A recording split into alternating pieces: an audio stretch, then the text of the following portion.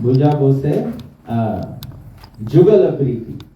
वृंदावन में प्रवेश करेंगे तो वृंदावन के जो जुगल प्रीति है, जो वृंदावन का प्रेम जो है, उसको प्राप्त करना होगा। सुबह सुबह हम लोग जब तुलसी जी का प्रार्थना करते हैं, तुलसी जी की आरती गाते हैं, तो हम लोग प्रार्थना में बोलते हैं राधा कृष्णा सेवा पाओ ए अभिलाषी। राधा कृष्ण सेवा पाओ, ये मनुष्य जीवन का चरम लक्ष्य है, श्री राधा और कृष्ण के प्रेम प्राप्त करना। लेकिन ये कैसे होता? अगर यदि गौर न हुए तो चैतन्य महाप्रभु नहीं होते, तो हम लोग राधा का जो महिमा है, राधा का जो प्रेम है, राधा कृष्ण का जो प्रेम है, हम लोग उसको भली बात नहीं समझ पाते। चैतन्य महाप्रभु कहते हैं विषय छरिया कबे शुद्ध हवे मना। हम लोग अनेक बार राधा कृष्णा के लीला सुने हैं, लेकिन जब तक शुद्ध मन से नहीं सुनोगे तो जुगल प्रीति जो है, वृंदावन क्या है, ये जान नहीं पाओगे। तो ये सिद्धांत जो है, ये प्रभुपाद जी और चैतन्य महाप्रभु के कृपा से हमको प्राप्त है। तो हमारा जो सत्संग है, जो वृंदावन का खोज है, राधा कृष्णा का जो खोज है, वो हम लोग चैतन्य महाप्रभु के अगुवाई में और प्रभुपाद जी के निर्देशन में करेंगे। हमारा चर्चा जो है वो प्रभुपाद जी के निर्देशन में होगा। कोई काल्पनिक नहीं होगा, मन से अपना बनाया हुआ नहीं होगा, लेकिन जिस प्रकार से प्रभुपाद जी ने हमको कृष्ण और राधा जी का प्रेम जो है उसकी प्रस्तुति की है, तो हम लोग उस प्रकार से ध्यान करने का प्रयास करेंगे। तो सर्वप्रथम हम लोग श्री राधा और माधव जी का और वृंदावन के जमुना जी का, माता यशोदा का, ब्रज भक्तों को स्मरण करते हुए पहले वृंदावन में प्रवेश करते हैं। जय राधा माधव कुंज बिहारी, जय राधा माधव कुंज बिहारी, जय राधा माधव कुंज बिहारी।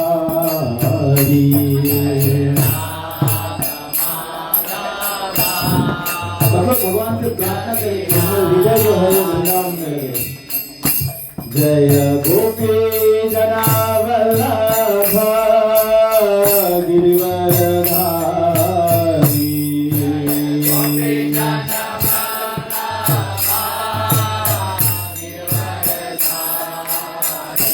जय गोपी जनावल्लभ गिरिवरधारी।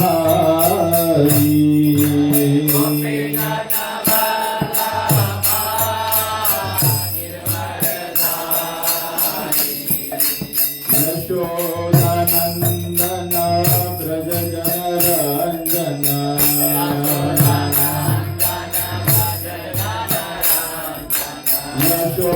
यशोदानंदन ब्रज जनरंजन,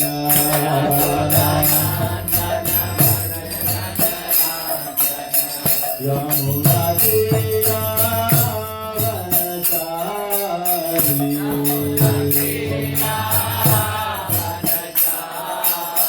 यमुना तेरा वनचारी,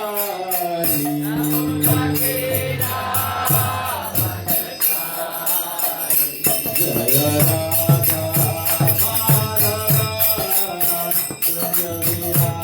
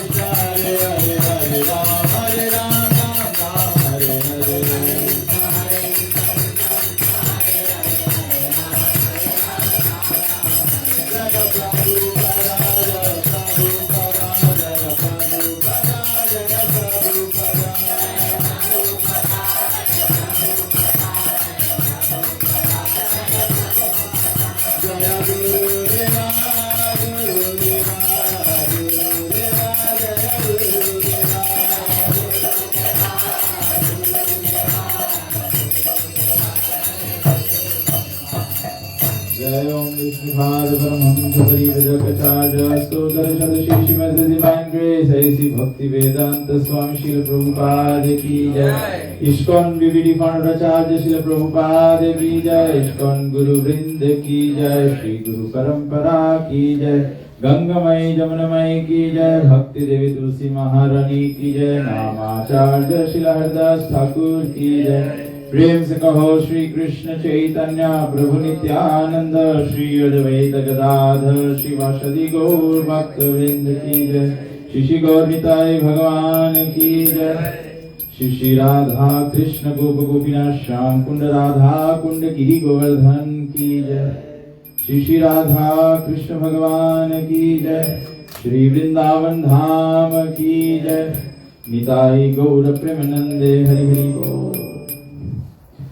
ओम अज्ञानतिमिरन्धस्य ज्ञानाञ्जनशलाकया चक्षुरुन्मिलितं येन तस्मै श्रीगुरवे नमः।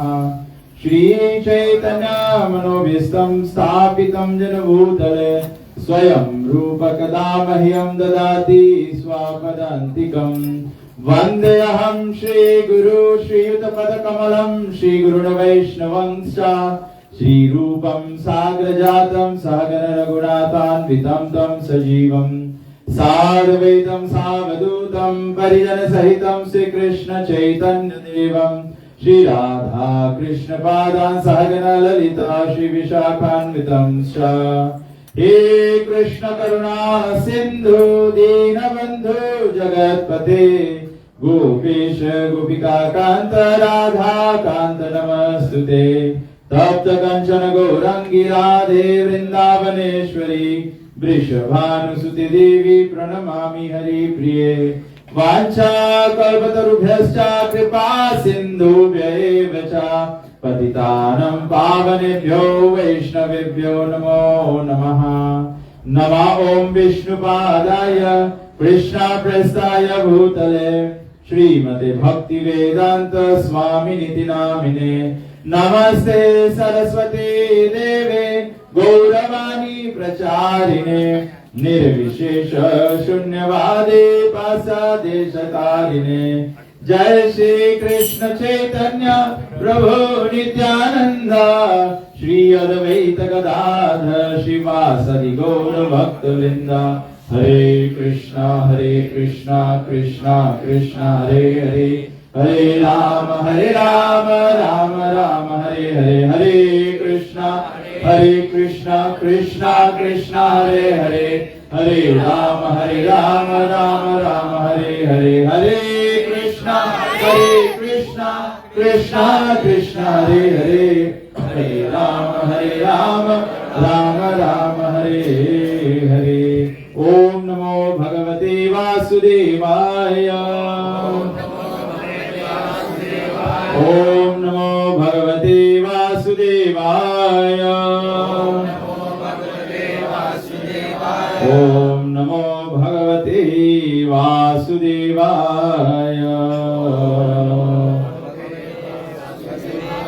जस्या प्रसादाद् भगवत् प्रसादो जस्या प्रसादान्न गति कुतोऽपि। ध्यायन् सुवंशस्य यशस्त्रिसन्ध्यं वन्दे गुरो श्रीचरणारविन्दं। वन्दे गुरो श्रीचरणारविन्दं। वन्दे गुरो श्रीचरणारविन्दं। नमः ओम विष्णुपादाय कृष्ण प्रेष्ठाय भूतले श्रीमते कृष्ण गोस्वामी नामिने। हरे कृष्णा। हम अपने गुरु महाराज के कमल चरणों में कोटि कोटि प्रणाम अर्पण करते हैं, जिन्होंने भगवत ज्ञान के माध्यम से हमारे अंधकार से ढके हुए आंखों को खोला है, जिससे कि हम भगवान श्री कृष्ण का पहचान कर सके। तो श्रीमद् भागवत पुराण के प्रथम स्कंद में जब भगवान के अलग अलग लीलाओं के बारे में संक्षेप में वर्णन किया जा रहा था, तो महारानी कुंती भगवान को प्रार्थना करते हुए कहती है, शृण्वन्ति गायन्ति गृह्णन्ति अभीक्ष्णशा स्मरन्ति नन्दन्ति तवेहितं जना। महारानी कुंती भगवान से प्रार्थना करती है कि हे प्रभु, आप अनेक कारण से ये संसार में प्रकट होते हैं, लेकिन मेरे दृष्टांत से सर्वोत्तम कारण आपका प्रकट होना है, जिसमें कि बद्ध जीवों के पास शृण्वन्ति सुनने के लिए, गायन्ति बोलने के लिए, स्मरन्ति स्मरण करने के लिए, नंदन्ति आनंदित ब्लिसफुल होने के लिए, आप तवे हितम उनके हित के लिए, अपने लोगों के हित के लिए भगवान लीलाओं को प्रकट करते हैं। और भगवान के सर्वोत्तम लीला जो है वो वृंदावन में भगवान प्रकट करते हैं। ऐसे तो वैदिक सिद्धांत है, श्रीमद् भागवत पुराण के पहले से 9वें स्कंद के समझ जाने के पश्चात भगवान के वृंदावन की लीलाओं में प्रवेश किया जाता है। चैतन्य महाप्रभु का कृपा है कि हम वृंदावन की लीलाओं में प्रवेश करने के लिए अयोग्य होते हुए फिर भी चैतन्य महाप्रभु अनुकंपा करते हुए हमको यह सौभाग्य प्रदान किया है। नमो महावदन्याय, भगवान का अहितुकी अप्रतिहता कृपा है। अहितुकी मतलब बिना कोई कारण, भगवान केवल अपने मर्जी से, भगवान अपने मर्जी से कृपा कर दिया। तो वृंदावन के चर्चा में प्रभुपाद जी जब श्रीमद् भागवतम का भाषांतर कर रहे थे, तो पहले स्कंद दूसरे स्कंद करने के पश्चात प्रभुपाद जी देखे कि चैतन्य महाप्रभु की कृपा से जब वृंदावन का प्रवेश प्रदान किया जा रहा है, तो जब तक 9वां स्कंद का भाषांतर होगा, अनुवाद होगा, उससे पहले जो भक्त भक्ति में प्रविष्ट होंगे, जो प्रवेश करेंगे, जो अग्रसर होंगे, क्योंकि पहले ही स्कंद में बता दिया गया है तीव्रेण भक्ति योगेन। भागवत के शुरुआत में ही बता दिया गया है तीव्रेण ही भक्ति योगेन यजता पुरुषा परम अकाम सर्व काम वा मोक्ष काम उदारदी। तीव्रेण भक्ति कि भगवान के भक्ति जो है वो तीव्र गति से करना है, तीव्र गति से करना है, विथ फोर्स। उसको बड़े जोश से करना है, बड़े जोश से भक्ति में आगे बढ़ना है।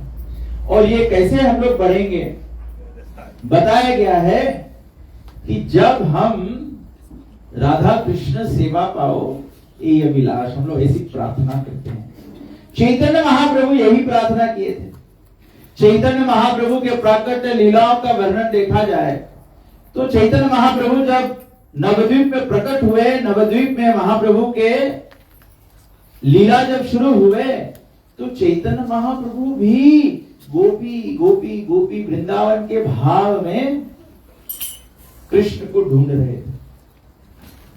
लेकिन उस समय दिक्कत क्या हुआ कि हम और आप जैसे अयोग्य लोग थे, वे महाप्रभु के भाव को समझ नहीं पाए और वे महाप्रभु का अनुकरण कर रहे थे जब महाप्रभु राधा राधा गोपी गोपी करके पुकार रहे थे।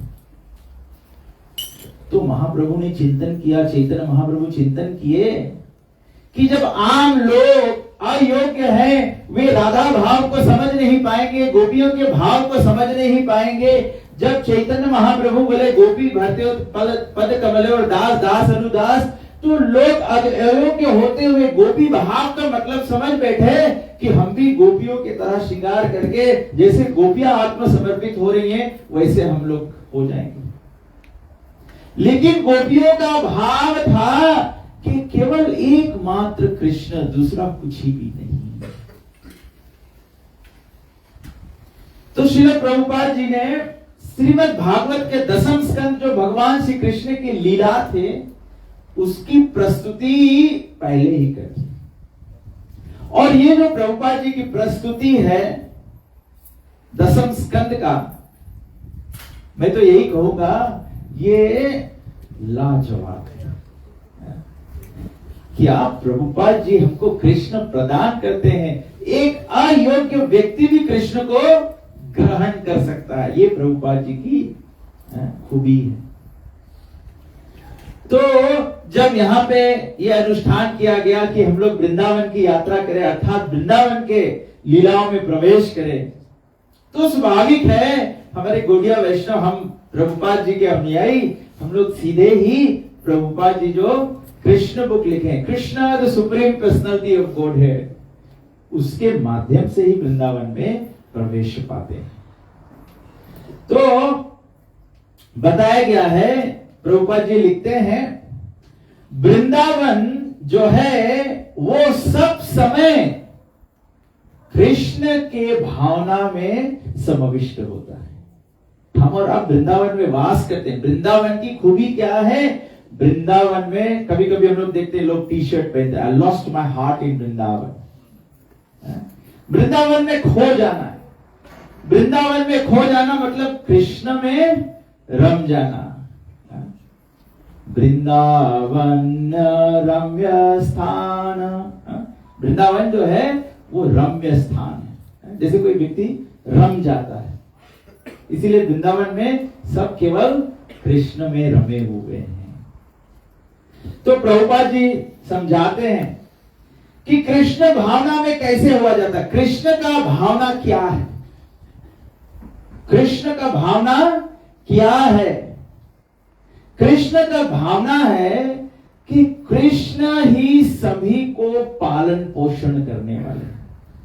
Krishna is the maintainer.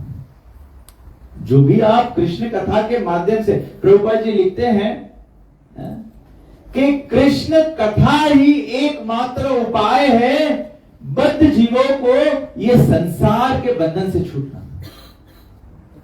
तो प्रभुपाद जी तात्पर्य देते, कृष्ण कथा क्या है? प्रभुपाद जी कहते कृष्ण कथा कृष्ण की वाणी है और कृष्ण के बारे में है। तो कृष्ण की वाणी जो है उसको कहते हैं भगवत गीता, और कृष्ण के बारे में जो है उसको कहते हैं श्रीमद् भागवत। तो कृष्ण के भावना में डूब जाना, तो सर्वप्रथम हमको हम लोग कैसे किसी के भावना में डूबेंगे? जब हम उनके महानता को जानेंगे, और महानता को जब जानेंगे तो हम उस व्यक्ति से प्रेम में पड़ जाएंगे। तो वृंदावन का भावना का मतलब है कि यह समझ पाना कि कृष्ण ही हमारा पोषण करने वाला है, कृष्ण ही हमारा रक्षक है। जब कृष्ण पोषण करने वाले हैं, जब कृष्ण रक्षक है, ये जानते हुए भक्त क्या करता है? संपूर्णता भगवान पर निर्भर हो जाता है, भगवान पर आश्रित रहना। जब एक व्यक्ति पर हम आश्रित हो जाते हैं तो उसका फल क्या होता है कि हम उस व्यक्ति के प्रति जो भी प्रतिकूल है उसको स्वीकार लेते हैं, जो भी उस व्यक्ति का जो अनुकूल है उसको स्वीकार लेते हैं, जो प्रतिकूल है उसको त्याग देते हैं। अनुकूलस्य संकल्पा, प्रतिकूलस्य वर्जनम। ये भी कुंती महारानी का प्रार्थना है। ये भी कुंती महारानी जब शरणागति का वर्णन करती है, कृष्ण भावना, शरणागति मतलब कृष्ण भावनामृत, शरणागति मतलब संसार का सभी कुछ का परित्याग कर देते हैं। महारानी कुंती ये भी कहती है कि जो व्यक्ति अपने संसार की इच्छाओं से भर चुका है, वही व्यक्ति वृंदावन या कृष्ण कथा में प्रवेश करने का योग्य होता है। लेकिन प्रभुपाद जी का कृपा देखिए, प्रभुपाद जी हमारा योग्यता नहीं भी देखे तो भी हम लोगों को हाथ पकड़ के वृंदावन में प्रवेश करा देते हैं। और ऐसे कृष्ण भावना में जो छठवां गुण है वो बताया गया, कृष्ण भावना का हमेशा विनम्र, मीक एंड हम्बल, ये भावना है, ये भावना है। तद विधि प्रणिपातेन परिप्रश्नेन सेवया उपदक्षन्ति ते ज्ञानम ज्ञानिनस् तत्वदर्शिनः। सदगुरु हो जो हमको ज्ञान देता है, जो कृष्ण तत्व को जानता है, वो तो एक बात है, वो तो भक्ति के, भगवान के शरणागति के इक्वेशन का केवल आधा भाग है कि सदगुरु मिले जो हमको साक्षात ज्ञान दे सके, कृष्ण तत्व का दर्शन करा सके। लेकिन आधा फॉर्मूला है परिपातेन परिप्रश्नेन और सेवया।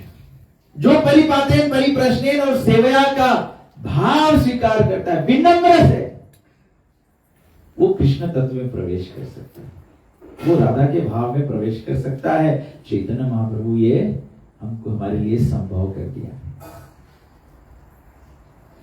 बताया गया है कि वृंदावन में हर एक व्यक्ति भगवान के लीलाओं का स्मरण करता है, वो आनंद के समुद्र में डूबा हुआ होता है।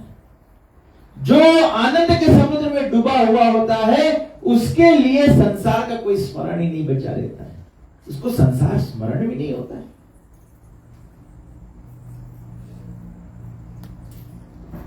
परंतु संसार कैसा होता है? संसार में बताया गया है, ये संसार इतना मलिन है, इतना दूषित है कि जब ये संसार में भी वृंदावन प्रकट होता है, जिसको भौम्य वृंदावन कहते हैं, वृंदावन जो है ये गोलोक वृंदावन से भिन्न नहीं है। लेकिन संसार का मलिनता जो होता है वो क्या कोशिश करता है कि वृंदावन में भी आपत्ति प्रदान करे। मतलब ये संसार में कोई सुख का जगह नहीं है, शांति का जगह नहीं है, जब तक हम वृंदावन के भावना में नहीं प्रवेश करें। आप सोचेंगे हम एक देश में चले जाए, दूसरे देश में चल दे, एक मंदिर में चल दे, दूसरे मंदिर में चल दे, ये अवस्था से वो अवस्था में हो जाए, ये संसार का जो दुख है वो कभी मिटने वाला नहीं है।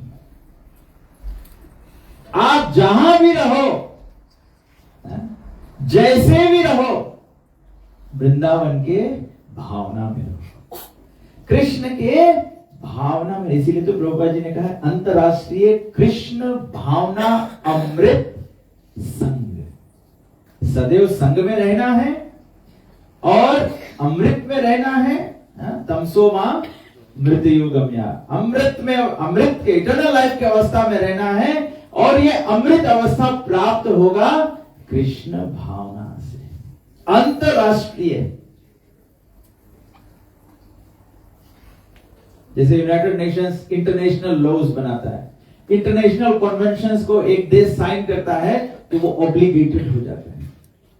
इसी प्रकार से कृष्ण भावनामृत का प्रभुपाद जी ने अंतरराष्ट्रीय सही बोला है। कृष्ण भावना का प्रिंसिपल जो है ये यूनिवर्सल है।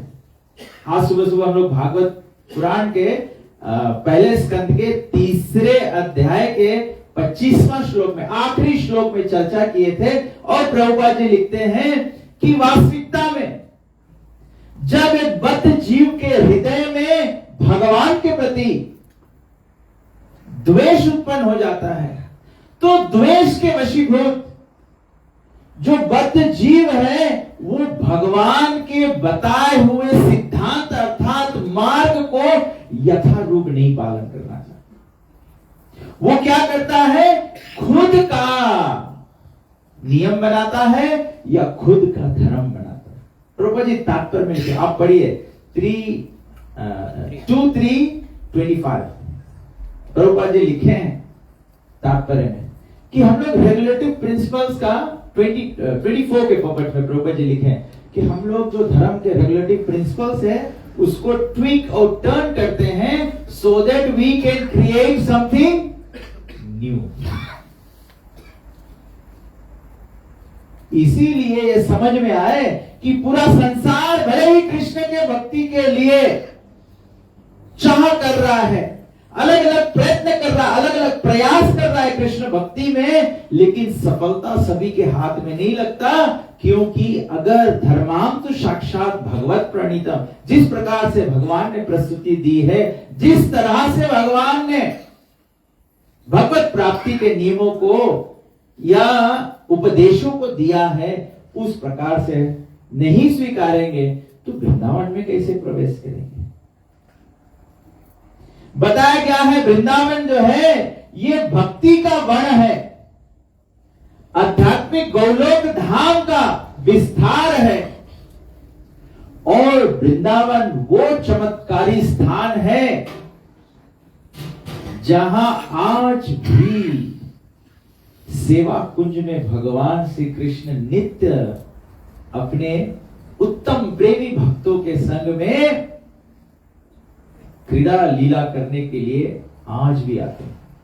जो जो लोग वृंदावन गए हैं, वृंदावन का दर्शन किया है या कथा सुना है, आप सभी लोग जानते हैं आज भी वृंदावन में स्थान है जिसको कहते हैं निधि वन या सेवा कुंज, जहां पर 6 बजे के बाद स्थान से बताया गया यहां तक कि एक दूसरा जीव जंतु भी सब चले जाते हैं, एक वानर भी नहीं वहां उपस्थित होता है, क्योंकि वहां पर आज भी भगवान अपने कृष्ण भावना भावित भक्तों के साथ में सबसे जो भगवान का उत्तम आनंददायक लीला क्या है, सबसे उत्तम लीला भगवान का क्या है, रास लीला।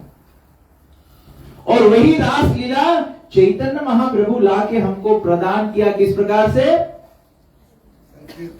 हरि नाम संकीर्तन, हरे कृष्णा कृष्णा कृष्णा हरे हरे, हरे राम राम राम। इसको बहुत ही सुंदर रूप से प्रभुपाद जी ने भक्ति रसामृत सिंधु के पन्नों में दर्शाया है। श्रील प्रभुपाद जी भक्तों से एक पेंटिंग बनवाए जिसमें आधा पेंटिंग ऊपर दिखता है राधा और कृष्ण और समस्त गोपियां रास लीला कर रही हैं, रास नाच रहे हैं, और वहीं पर नीचे प्रभुपाद जी ने बनवाया चैतन्य महाप्रभु अपने पंच तत्व और समस्त भक्तों के साथ में हरिनाम संकीर्तन करें। जो रास में प्रवेश करने का योग्यता होना चाहिए वो चैतन्य महाप्रभु हम जैसे अयोग्य लोगों को हरिनाम संकीर्तन प्रदान कर दिया, जिसमें हम भी वही आस्वादन प्राप्त कर सके, वही स्वाद प्राप्त कर सके, वही लाभ प्राप्त कर सके, वही लीला प्रवेश प्राप्त कर सके जब हम हरिनाम संकीर्तन में भाग लेते हैं। अभी जैसे रथ यात्रा का समय चल रहा है, सब अलग अलग मंदिर, सुबह में, सिंगटोका में, नसोरी में, नेडी में, लंबासा में, सबुसाबू में, लोटोका में, सब अगर रथ यात्रा हो रहा है, सभी भक्तों को जो जिसको सुविधा पड़े सभी को इसमें भाग लेना चाहिए, क्योंकि रथ यात्रा में जो हरिनाम संकीर्तन है जिसमें चैतन्य महाप्रभु नृत्य करते हुए गाते हुए चैतन्य महाप्रभु के आंखों से अश्रु बह रहा था, मतलब ये उत्तम भाव का जो अनुभूति है ये हरिनाम संकीर्तन में मिलता है, हरिनाम संकीर्तन में मिलता है। बताया गया है कि जब इस प्रकार से हम भक्ति में प्रवेश करते हैं तो प्रभुपाद जी ये कृष्ण बुक के 36वें अध्याय से वर्णन देते हैं कि भक्ति में सर्वप्रथम जब हम भक्ति के कार्य करते हैं या वृंदावन के भाव में उतरते हैं, अगर हम इसमें सतर्क न रहे तो हम कैसे भक्ति के पथ से विचलित हो जा सकते हैं, वृंदावन को प्राप्त करके वृंदावन को खो दे सकते हैं। जब भी व्यक्ति कोई भक्ति में उतरता है या कोई भी धर्म में उतरता है, हम लोग देखते हैं अधिकांश समय लोग धर्म का भी प्रयास करते हैं लेकिन धार्मिक व्यक्तियों को भी ये चुनौती आता है। उनके जीवन में बताया गया है, प्रभुपाद जी कृष्ण बुक में लिखते हैं कि एक बार ऐसे वृंदावन जो आनंद की भूमि है, भगवत धाम, भगवान कृष्ण के लीलाओं की प्रवेश की स्थली है, उसमें एक बार भगवान के लीला प्रकट होते हुए एक बार एक दानव का प्रवेश हुआ। और वो दानव कौन थे? दानव थे अरिस्तसुर। अरिस्तसुर जो है, बताया गया है, वो ये वृंदावन के भूमि में प्रवेश किया।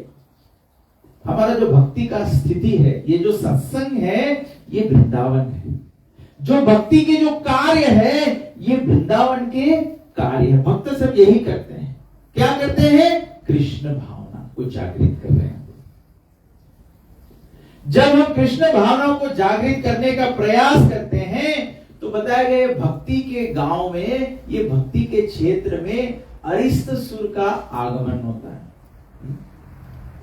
अरिस्तसुर बताया गया है, भक्ति विनोद ठाकुर कहते हैं कि अरिस्तसुर नामक राक्षस जब ये वृंदावन में प्रवेश किया, तो बड़ा ही विशाल उनका प्राकट्य था। ह्यूज अपीयरेंस था अरिस्तसुर का।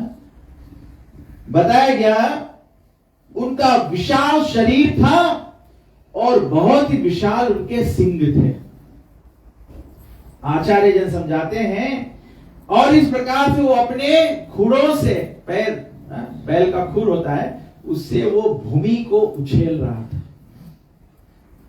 भक्ति विनोद ठाकुर कहते हैं कि अरिस्तसुर जो है, भगवान के लीला में जो अलग अलग दानव प्रकट होते हैं, वे अलग अलग वस्तुओं को संबोधन करते हैं, अनर्थों को संबोधन करते हैं। बताया गया अरिस्तसुर किसको संबोधन करता है? कभी भी कोई भक्ति के पद पे उतरता है तो सर्वप्रथम उसको क्या मिलता है? मान सम्मान मिलता है। छोटा मान सम्मान भी नहीं मिलता है, बड़ा मिलता है। लोग पैर मुखारते हैं, लोग माला पहनाते हैं, लोग दक्षिणा प्रदान करते हैं, जय जयकार होता है, आरती उतारते हैं। ये अरिस्तसुर ऐसे बड़े रूप में प्रकट होता है भक्ति में। बताया गया इनका शरीर इतना बड़ा और इतना शक्तिशाली था कि जैसे वो आकाश चूम रहा था। कभी भी कोई भी लोग धर्म के क्षेत्र में उतरते हैं, कोई थोड़ा सा भक्ति भाव करता है, वो सोचता है कि मैं दुनिया को अपने सर पे उठा लिया। जैसे ही भावना बड़प्पन की हो, तो समझ जाना वृंदावन में अरिस्तसुर प्रवेश कर दिया है। जब अरिस्तसुर का प्रवेश हुआ वृंदावन में, तो अरिस्तसुर किसी एक व्यक्ति को नहीं भयभीत किया, सारे ब्रज के भक्तों को भयभीत कर दिया। साधु संतों के समाज में या धर्म के समाज में कोई एक व्यक्ति अपना ध्यान जब यश, नाम, लाभ, पूजा, प्रतिष्ठा पे कर देता है, तो बताइए इसका फल क्या होता है? पूरा भक्त समाज दूषित होने लगता है। इसीलिए भागवत के शुरुआत के पन्नों में क्या बताया गया है? धर्म प्रोचित कैतव अत्र, all the cheating religions are kicked out of the Shrimad Bhagavatam. अगर हम लाभ, पूजा, प्रतिष्ठा में पड़ जाते हैं, तो समझ जाना हम लोग धोखे वाले धर्म में पड़ गए। अधिकांश लोग हम लोग समझते हैं ना, धर्म प्रोजित कैतव अत्र मतलब सभी लोगों को सनातन धर्म में होना है, और सनातन धर्म के अलावा दूसरा धर्म सब कैतव अत्र है। सनातन धर्म में भी हम लोग कैतव अत्र है। धर्म क्या है? जब धर्म की चर्चा होती है, तो धर्म क्या है? सभी पुरुषाम पढ़ो धर्म यथो भक्ति अधोक्ष। लेकिन जब धर्म की चर्चा होती, तो हम लोग कौन से विषय पर बात कर रहे हैं? क्या विषय है? जात के विषय नहीं। जब ग्रंथ बात करता है, धर्म के आधार पे हम लोग बात करते हैं, या रिलीजन में हम लोग बात करते हैं, तो क्या धर्म की बात कर रहे हैं? श्रद्धा,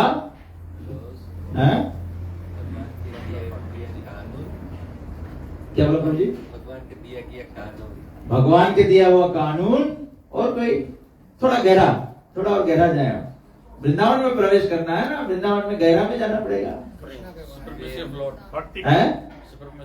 सुप्रीमेसी ऑफ लॉर्ड, ठीक है। और धर्म अर्थ काम मोक्ष, ठीक है।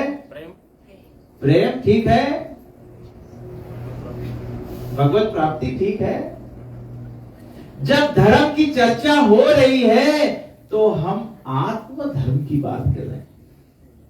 जब आत्म धर्म की दृष्टि से देखोगे तो जो कुछ भी हमारे जीवन में एक्सटर्नल होता है, हम लोग धर्म को केवल रिलेट करते हैं, what are we doing externally. अगरबत्ती कर रहे हैं, दिया कर रहे हैं, माथा टेक रहे हैं, ये सब। मैं ये नहीं कह रहा हूं कि ये धर्म का अंग नहीं, ये धर्म का अंग है। लेकिन अगर ये करते हुए आत्मा और परमात्मा का प्रेम बढ़े नहीं तो हमारा धर्म कहीं तक धर्म है। इसीलिए इतना लोग सब कुछ करते हुए भी प्रगति क्यों नहीं करते हैं? क्योंकि लोग कई तक धर्म में फंस जाते हैं। धर्म प्रोजित कई तब अर्थ निर्मत्सराणाम सताम। जैसे ही हमें भगवान के प्रति द्वेष होता है तो हम लोग भगवान, जैसे प्रभु जी ने कहा कि कृष्ण का सुप्रीमेसी, भगवान का सुप्रीमेसी कभी भी भूलना नहीं चाहिए। जब भगवान के सुप्रीमेसी समझोगे तो भगवान के बताए हुए मार्ग पर यथारूप चलने का संपूर्ण शरणागति प्राप्त हो जाएगी। क्यों हम लोग भगवान के यथारूप नहीं चलना चाहते? क्योंकि हमको पता नहीं है ना, भगवान तीनों लोगों के स्वामी है, भगवान सभी वस्तुओं के स्रोत है, भगवान सुप्रीम पर्सनालिटी ऑफ गॉड है। जब ये नहीं समझोगे तभी तो हम लोग कुछ ना कुछ इधर उधर करेंगे कि नहीं करेंगे? है? अगर हम नहीं समझे केवल कि अमुक व्यक्ति, ये घर के मालिक को अगर हम ना समझे कि ये सुप्रीम अथॉरिटी है घर का, तो हम लोग आएंगे तो यहाँ पे कुछ ना कुछ रद्दोबदल करेंगे कि नहीं? है? क्योंकि हमको इनका अथॉरिटी नहीं पता है कि घर इनका है। हम आएंगे, इसके घर की खिड़की को खोल देंगे, ये पुनः बंद कर देंगे क्योंकि घर इनका है। इसी प्रकार से भगवान के भगवत्ता सुना। इसलिए प्रभुपाद जी ने जब कृष्ण लीलाओं की प्रस्तुति की है, बारंबार हम लोग योग्य नहीं है, गोपियां योग्य है, माता यशोदा योग्य है, भगवान के सखा अर्जुन योग्य है। क्यों योग्य है? क्योंकि वो एक क्षण के लिए भी नहीं भूलते हैं, वो प्रेम में स्थित है। लेकिन कृष्ण का सुप्रीमेसी सब समय रहता है। वो प्रेम के वशीभूत कृष्ण के प्रसन्न करने के लिए कार्य कर रहे हैं, लेकिन उसका अंडरलाइन जो अंडरस्टैंडिंग है, हमारे गुरु महाराज कहते थे, हमारे श्रील गुरुदेव कहते थे, आज हम लोग कृष्ण को भूले हुए हैं। हमारा अभी का भूलना, इसको अज्ञानता कहते हैं। तो हम कृष्ण के महत्व को समझ जाए। जब कृष्ण के महत्व को समझ जाएंगे, जब ये अंडरलाइन प्रिंसिपल जो है, जैसे ये माला बना है, ये माला बना है, अभी हमको ध्यान नहीं है कि ये सभी फूल जो है ये इस पर अटका है, क्योंकि इसके बीच में एक धागा गया हुआ है। फूल से अत्यधिक जब माला की बात होती है, फूल का विशेषता तो है, लेकिन ये फूल माला नहीं कहलाता है जब तक इसमें ये धागा नहीं हो। तो ये समझ जाओ, हमको भी ये समझना है। जब हम लोग ये समझ जाते हैं कि धागा है, जब हम प्रेम से माला को बनाते हैं, जब प्रेम में डूब जाते हैं, जब माला बनाते हैं, तो हम लोग धागा का ध्यान नहीं देते हैं। धागा का ध्यान नहीं देते हैं, हम लोग केवल इसमें जो अलग अलग पुष्प लगता है उस पर ध्यान देते हैं। जब माला बनता है तो हम लोग ध्यान करते हैं कि हमें चंपक का माला बनाना है, रोज का, गुलाब का माला बनाना है, या कमल फूल का माला बनाना है। केवल ध्यान इतना होता है। धागा जो है वो आपो आप होता है। किसी को आज्ञा दिया जाए, चलो आप माला बनाओ, तो जब वो व्यक्ति को बताया जाता है माला बनाने के लिए, वो व्यक्ति आपो आप समझ जाता है कि इसमें तो धागा होगा तभी तो माला बनेगा। तो हम अभी धागा के बारे में नहीं जानते। तो तुम्हारा कृष्ण महाराज कहते हैं, श्रील गुरुदेव कहते हैं कि अभी हमारा जो अज्ञानता, अभी हमारा जो कृष्ण का भुलक्पन है वो अज्ञानता के कारण। इसीलिए भक्ति हमें क्या अवसर प्रदान करता है कि हम कृष्ण के महत्व को समझ जाए, धागा को समझ जाए। जब आप धागा समझ जाओगे फिर भगवान को भूल जाना पड़ेगा, फिर धागा को भूल जाना पड़ेगा। लेकिन वो भुलक्पन अज्ञानता का नहीं होगा, प्रेम का होगा। वो भुलक्पन प्रेम का होगा। अभी हम अज्ञानता के वशीभूत भूले हैं। भगवान के प्रेमी भक्त जो है चैतन्य महाप्रभु, जो भक्त के भाव में आए, तो वो सिखलाए कि हम लोग भगवान के प्रेम में भगवान के भगवत्ता को भूल जाते हैं। लेकिन भगवान का भगवत्ता सब समय रहता है, सब समय रहता है। तो इसीलिए यहां पे बताया गया है कि जब हम भगवान का अटेंशन हटा देते हैं, भगवान को सेंटर से हटा देते हैं, तो दूसरा हर एक वस्तु इंपॉर्टेंट बन जाता है। कभी कभी हम लोग सोचते हैं हमारे जीवन में आपत्ति क्यों, हमारे जीवन में अलग अलग दुख क्यों, या कभी कभी हम लोग सोचते हैं सत्संग में दुख क्यों। क्योंकि जब सत्संग में कृष्ण से हटकर दूसरा कोई सेंटर बन जाएगा तो फिर कॉन्सेंट्रिक सर्कल्स धक्का मारने लगेंगे। इसीलिए प्रभुपाद जी की खूबी क्या है,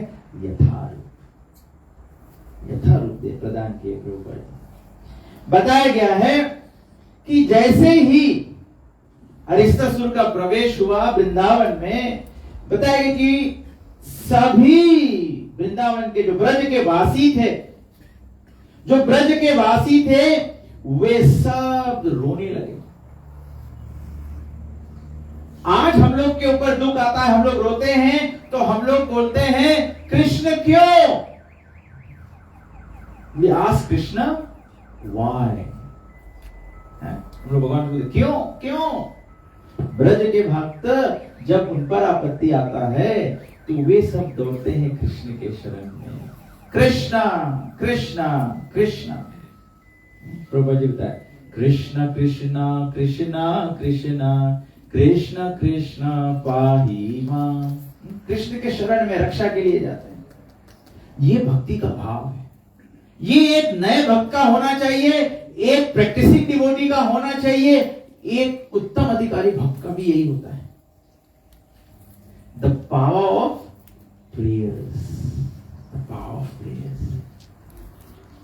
प्रार्थनाओं से किसकी सफलता हुई है? कौन भक्त है जो प्रार्थनाओं में विख्यात है? केवल प्रार्थना करके कृष्ण प्रेम प्राप्त कर लिया। अक्रूर, अक्रूर। प्रभुपाद जी कहते अक्रूर मतलब, क्रूर मतलब है क्रूअल। क्रूर मतलब क्रूअल। क्रूअल किसको कहते हैं? क्रूअल उसको कहते हैं जो दूसरे को दुख देता है। प्रभुपाद जी तो क्या हम लोगों को प्रभुपाद जी भक्ति का पंथ दिया है। आप प्रसाद वितरण नहीं करो, आप क्रूअल है?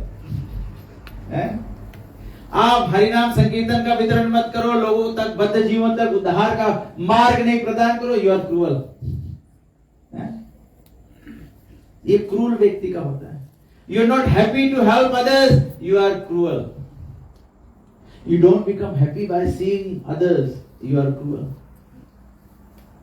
लेकिन अगर हम अक्रूर हो जाए, अक्रूर होना मतलब क्रूर का विपरीत। जो प्रसाद नहीं वितरण कर रहा है, प्रसाद वितरण करने लगो। जो हरिनाम नहीं कर रहा है, हरिनाम करने लगो। जो दूसरे पर दया नहीं, दुख देखकर दया नहीं आता है, तो भक्ति विनोद ठाकुर ऐसे प्रार्थना करते हैं, अमर जीवन सदा पापेरत। मतलब हमारा जीवन जो है, हम लोग का जीवन कैसा है? वो पाप से भरा है। हमारा जीवन केवल पाप से भरा है। पाप क्या है? पाप क्या है? भक्ति विनोद ठाकुर कहते हैं पाप है कि we become happy with others suffering and we do not feel pain when others are suffering. हम लोग सोचते हैं पाप केवल जीव हत्या करो, पाप केवल अधार्मिक स्त्री संग करो, पाप केवल जुआ आदि खेलो, पाप केवल नशा करो। वृंदावन में प्रवेश करना है। केवल धर्म, जैसे माता जी ने कहा था धर्म अर्थ काम मोक्ष, हमारा ये लक्ष्य नहीं है धर्म अर्थ काम मोक्ष। हमें तो वृंदावन में प्रवेश करना है। हमें तो श्री कृष्ण के साथ में उनकी लीलाओं में भाग लेना है। जैसे अनेक भक्तों का उदाहरण है, कोई रास पे भाग लेना चाहता है, कोई भगवान का सखा बनना चाहता है। बताया गया है, आचार्य जन कहते हैं, जब भगवान श्री रामचंद्र जी सीता स्वयंवर में गए थे और जब सीता का उनका विवाह हो रहा था, तो बोला भगवान श्री राम जी के सौंदर्य को देखकर ऋषि मुनि सभी लोग, जितनी स्त्रियां थी, कन्या थी, सब ने ये आकांक्षा डिजायर प्रेजेंट किया कि हमें भी ऐसा ही स्वामी चाहिए। तो भगवान श्री कृष्ण उसको, मतलब this is bonafide to aspire to be in Krishna's rasa, to be aspire to be Krishna's friend, to aspire to be Krishna's parents, this is all bonafide। लेकिन हमको ये प्रवेश देते कौन है? चैतन्य महाप्रभु। खुद चैतन्य महाप्रभु के समय भी जब अलग अलग लोग पालन कर रहे थे, बताया गया कितने अपसंप्रदाय हो गए। मतलब जो जैसा चैतन्य महाप्रभु पंथ दिए हैं उस पंथ से बाहर जाना मतलब अपसंप्रदाय। जैसे अपसंप्रदाय होगा मतलब you don't get the desired result, you don't get the desired result. तो सभी ब्रज के भक्त कृष्णा कृष्णा करके पुकारने लगे।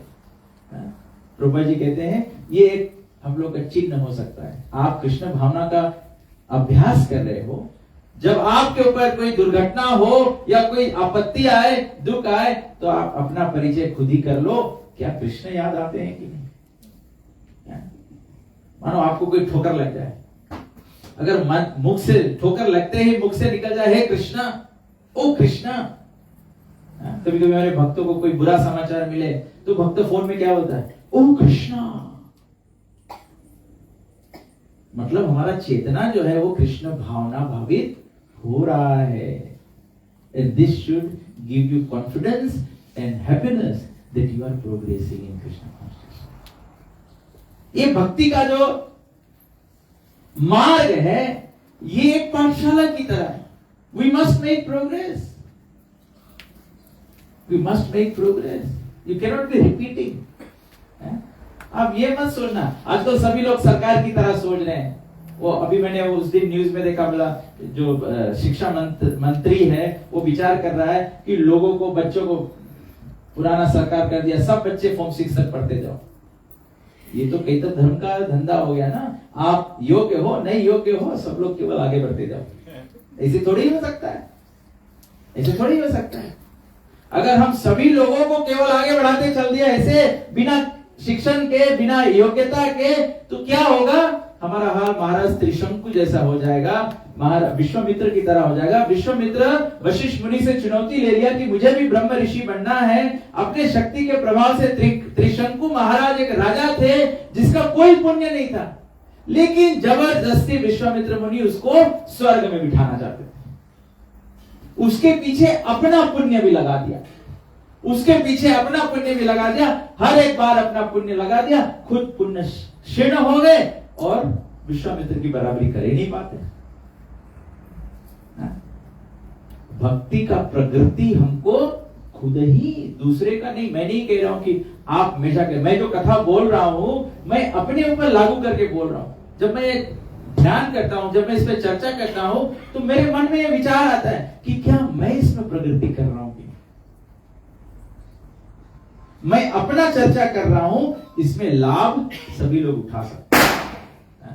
लाभ हम लोग सभी लोग उठा सकते हैं। ये भगवान परीक्षा ले, आपका ध्यान इसमें जाता है कि भगवान, ये तो स्वभाव है, संसार का स्वभाव तो यही होगा, ये होगा। तो आगे कहते हैं, भगवान श्री कृष्ण कहते हैं जब इस प्रकार से सब ब्रज के वासी भयभीत हो गए तो भगवान श्री कृष्ण कहते हैं मां सुचा। मां सुचा मतलब डरो मत। भगवान क्यों कहते हैं डरो मत? क्योंकि भगवान का कहना है कि हमें भगवान के संरक्षण में और भगवान के प्लेन ऑफ प्रोटेक्शन में हमारे को फेथ होना चाहिए। इस पर मुझे भगवान के एक भक्त का लीला स्मरण होता है कि एक बार एक मंदिर में एक भक्त सेवा कर रहा था। क्या सेवा कर रहा था? बहुत ही शिक्षाप्रद कथा है। सेवा क्या कर रहा था? एक भक्त एक मंदिर में झाड़ू मारने का काम करता था, क्लीना था। जितना विनम्र भाव से भगवान की सेवा करेंगे उतना शीघ्र ही भगवान का आदान प्रदान मिलता है। तो ये भक्त जब भगवान की सेवा कर रहा था तो हर दिन ये भक्त देखता है कि भगवान के मंदिर में अनेक भक्त आते हैं, अनेक अनेक लोग आते हैं और भगवान को अनेक अनेक प्रार्थना। अब हम और आप जैसे भक्त देखते हैं कि भगवान ये प्रार्थना सुनते नहीं है, भगवान ये प्रार्थना इसको मदद क्यों नहीं करते। तो ये भक्त जब एक दिन झाड़ू मार रहा था तो भगवान से बोला कि भगवान मैं देखता हूं हजारों भक्त आपके दर्शन के लिए आते हैं और आप सब समय खड़े खड़े केवल मुस्कुरा रहे हो। कोई अच्छी बातें बताता है, कोई बुरा बात बताता है, कोई अपना दुख बताता है, लेकिन भगवान एक ही जैसे हंसते रहते हैं। भगवान हंसते रहते हैं। तो बोला कि भगवान मैं ये सोच रहा था कि आप ऐसे सबके दुख सुनते सुनते थक जाते होंगे और त्रिभंग रूप में भगवान खड़े हैं तो भगवान खड़े खड़े थक जाते हैं। बोले भगवान प्रेमी भक्त है भगवान का। बोले भगवान अगर तुम चाहो तो एक दिन के लिए मैं तुम्हारा काम कर देता हूं। भगवान बोले ये तो बड़ी अच्छी बात है, मुझे आराम मिल जाएगा। लेकिन भगवान बोला अगर तुम करना चाहते हो तुम्हें एक कंडीशन पे करना होगा। तो भक्त बोला क्या? बोला तुम मेरे जैसे ही खड़े रहो, मैं तुम्हें अपना आकार दे देता हूं, तुम मेरे जैसे ही खड़े रहो, लेकिन जैसे मैं बिना कुछ कहे मुस्कुराता रहता हूं बस यही तुम खड़े रहो। तो भक्त बोला चलो ठीक है, ये तो सरल है, कुछ बोलना नहीं तो कुछ बोलो नहीं तो बच जाओ ना, कुछ बोलो तो पता लगती। कभी कभी भक्तों को बोलते प्रश्न पूछो या कोई जवाब आप सब जानते हैं, लेकिन जानते हुए आप नहीं बोलना चाहते क्योंकि आपके दिल में डर है कि गलत ना बोल। तो भक्त बोला ये तो सही है, मैं मुस्कुराता रहूंगा, कुछ बोलना तो है नहीं, लोग प्रार्थना देंगे, कुछ बोलना तो है नहीं, तो चलो पकड़े भी नहीं जाएंगे कि मैं कृष्ण नहीं हूं। तो अगले दिन जैसे भगवान से व्यवस्था हुआ, ये कृष्ण रूप में खड़ा हो गया। तो सुबह सुबह सबसे पहले एक धनवान व्यक्ति आया। धनवान व्यक्ति आया और भगवान को प्रार्थना करके भगवान को दान पात्र में दान दे रहा, दान छोड़ने लगा। जब वो दान छोड़ रहा था तो बिना संकेत के गलती से उसके जेब से उनका बटुआ गिर गया और उसको पता भी नहीं लगा। तो ये भगवान को दान देके और चला गया। अब उसका बटुआ गिर गया, इस भक्त को मन में हुआ कि उसके बोल दे कि तुम्हारा बटुआ गिर गया, लेकिन भगवान कुछ बोलते नहीं है, मैं विग्रह के रूप में तो कुछ बोल नहीं सकता। तो ये एकदम क्या बोले दिल में एकदम जैसे खुजली मच मच के रुक गए, कुछ नहीं सको करे। तो ये चला गया, कुछ बोल नहीं पाया। उतने में ही एक गरीब व्यक्ति आया। वो गरीब व्यक्ति आया और भगवान को 1 रुपया हुंडी में डाल दिया, दान में डाल दिया और अपने परिवार के संरक्षण के लिए प्रार्थना की। इतना गरीब है वो भगवान से प्रार्थना की, भगवान हम लोगों के आप निस्संदेह ख्याल तो रखोगे, आप पे जो शरणागत है आप उसका देख रेख करते हो।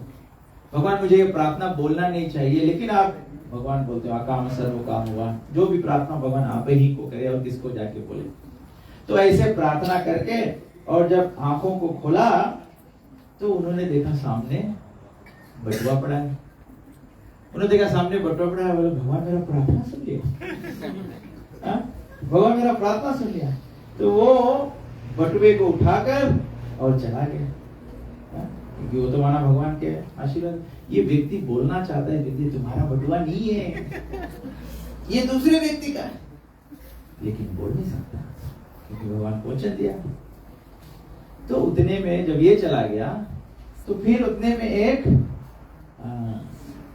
नौका विहार करने वाला व्यक्ति, एक सैलार जो नौका में जाने वाला था, तो वो आया भगवान को प्रार्थना के लिए कि हे भगवान मैं ये यात्रा में जा रहा हूं, भगवान मेरा रक्षण करना, भगवान मेरी रक्षा करना।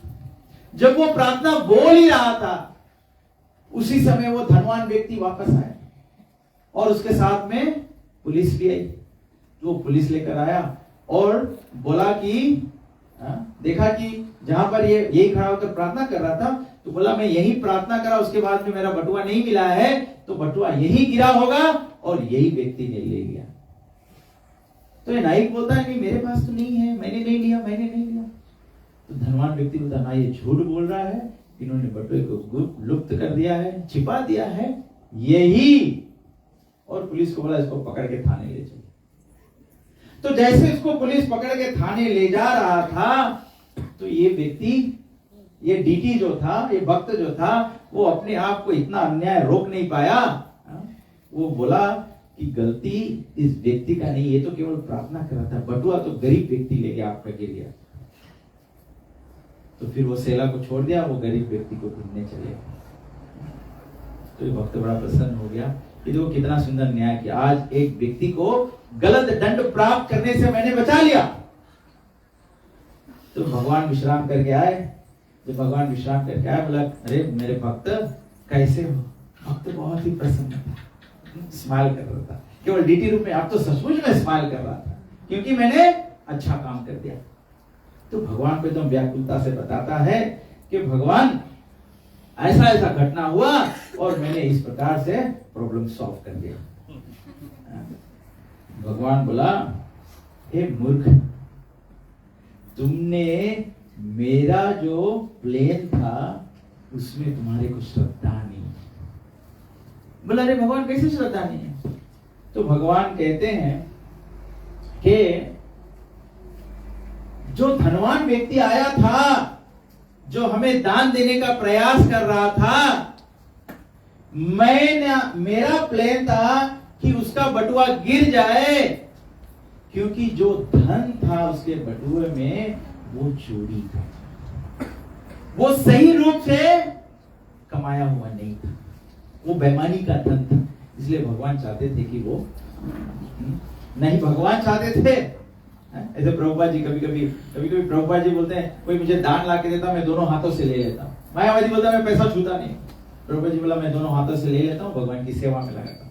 लेकिन कभी कभी प्रभुपाद जी कोई दान लेके आता है, प्रभुपाद जी बोले वो भगवान की हुंडी में डाल दो। तो एक दिन भक्त ने पूछा प्रभुपाद जी ऐसा क्यों किया? प्रभुपाद जी बोला उसका धन का जो स्रोत है वो पवित्र नहीं, जो अपवित्र है वो केवल भगवान की क्षमता है उसको पवित्र करने के लिए। प्रभुपाद जी बोला उसको डायरेक्ट डोनेशन कृष्ण के हुंडी में डाल दो। तो भगवान कहते हैं कि वो पाप का धन था, पाप के धन उपयोग करने से धनवान व्यक्ति पाप के वशीभूत हो गया, कर्म के बंधन में पड़ जाता।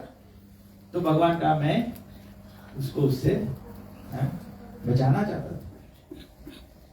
तो बोला वो व्यक्ति दान दिया लेकिन चोरी का दान दिया, अपने खुद का कमाई नहीं दान दिया।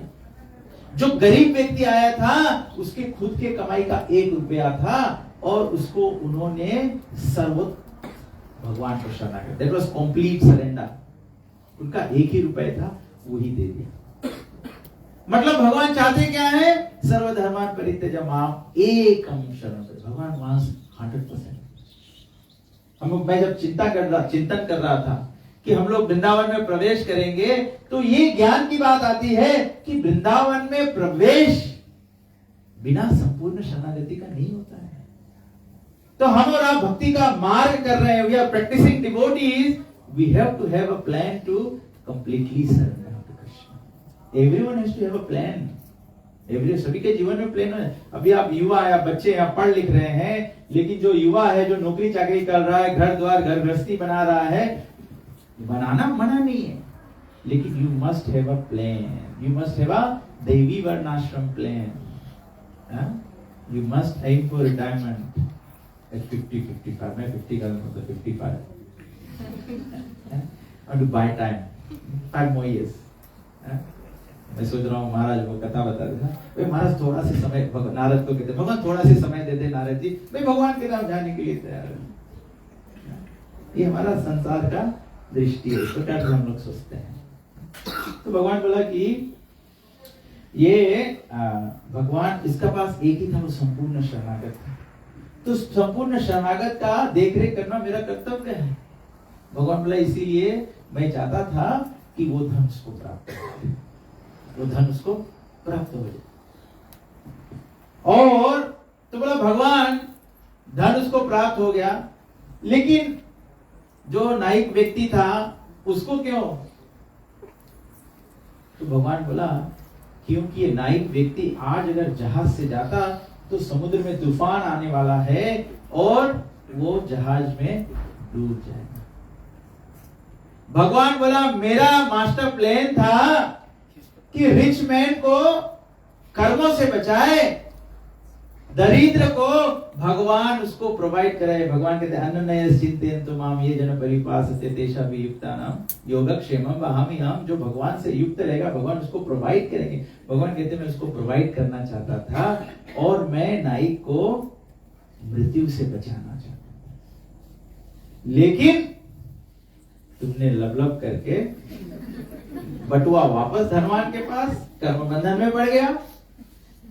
दरिद्र व्यक्ति का मैं सेवा नहीं कर पाया, वो कि गरीब का गरीब रह गया और जो नाइक था उसको मरवा दिया।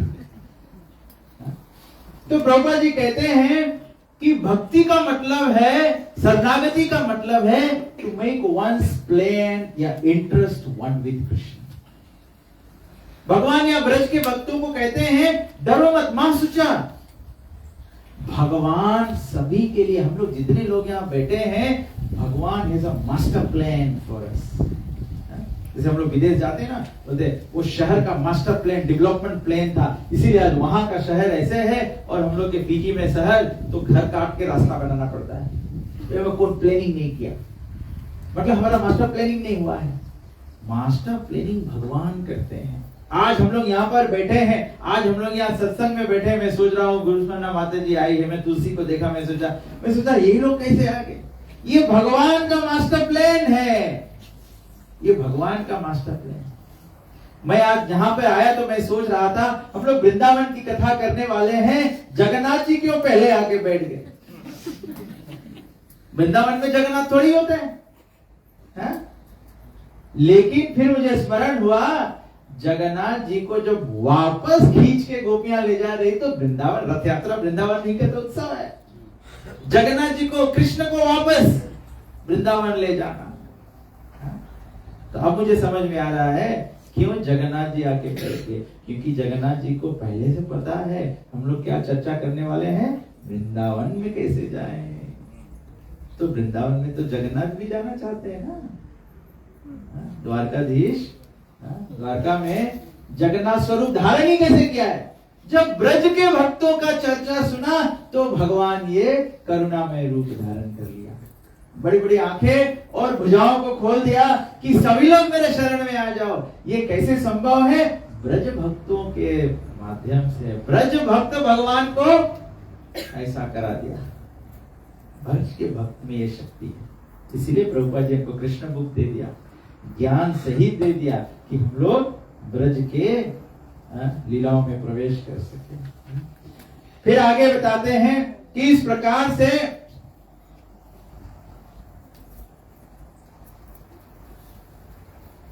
अरिष्टसुर ने क्या किया, अपने सिंह से कृष्ण को अटैक किया। आचार्य जन समझाते जहां पर भक्ति होता है, जहां सच्चा सत्संग होता है, सत्संग का मतलब ही होता है कि with the right intention, with pure devotion. बताया गया है जहां पर सत्संग होता है वहां अरिष्टसुर क्या करता है, साधु के समागम में, संतों के समागम में अरिष्टसुर किस रूप में आता है? जो बोला कि वो सिंह से, जो सिंह है वो क्या संबोधन करता है, बताया गया है सत्संग में कोई एक भक्त आएगा जिसका कोई ज्यादा मान सम्मान करेगा तो दूसरे लोग सब डिस्टर्ब हो जाएंगे। भक्त क्या है? मुझे भाषा में किसी ने पूछा था कि आप लोग हरे कृष्णा में एक दूसरे को प्रभु क्यों बोलते हैं? प्रभु तो भगवान है। प्रभु का बताया गया है, एक है कि प्रभु सबके हृदय में रहते हैं, भगवान सबके हृदय में है तो इसीलिए हम सभी को प्रभु कहते हैं। दूसरा है कि हम सभी को सम्मान देते हैं, भगवान के बराबर सम्मान देते हैं। केवल सम्मान प्राप्त करने से कोई भगवान नहीं होता, लेकिन भगवान के बराबर सम्मान देते हैं, मतलब हम तुच्छ हैं। जो ये मीक एंड हम्बल भाव नहीं रखता है, उसको कृष्ण कैसे पकड़ में आएंगे? कृष्ण पकड़ में नहीं आएंगे। बताया गया, अगर संत समागम में अरिष्टसुर जैसा कोई अपना यश गाना चाहे, कोई अपना यश बढ़ाए, तो बोलते हैं भगवान उसके यश को पकड़ते हैं और उसको नचा के 100 योजन दूर बीतते हैं। कभी कभी हम लोग सोचेंगे मैं बड़ा भक्त हूं। मैं जय राधा माधव गा रहा था, मेरे मन में स्मरण आया कि वास्तविकता में मैं कितना अभिमानी हूं। आप सब लोग नीचे बैठे हैं, मैं तो ऊपर बैठा हूं, ऊपर पे भी मैं आसन लगा के बैठा हूं, और भाव ये आ सकता है कि देखो मैं सभी भक्तों से श्रेष्ठ हूं, इसलिए मैं कथा बोल रहा हूं। भगवान एक गुण इसको टॉलरेट नहीं करते। बताया गया है हमेशा हमारा भाव होना चाहिए। मैं प्रार्थना करता हूं कि भाव है, आज आप लोग नहीं आते, इतने संख्या में लोग नहीं आते, तो मैं इतने उत्साह से भगवान की प्रशंसा कैसे करता? जो मुझे पुण्य मिल रहा है by enthusiastically telling you about glorifying Krishna, it is only because of you. मैं तो निस्संदेह कह सकता हूं, अगर केवल यहाँ पे सुमुखा बैठा और कोई नहीं हो, मैं सुमुखा को कितना जोश से बताऊंगा, कितना जोश आएगा मुझे।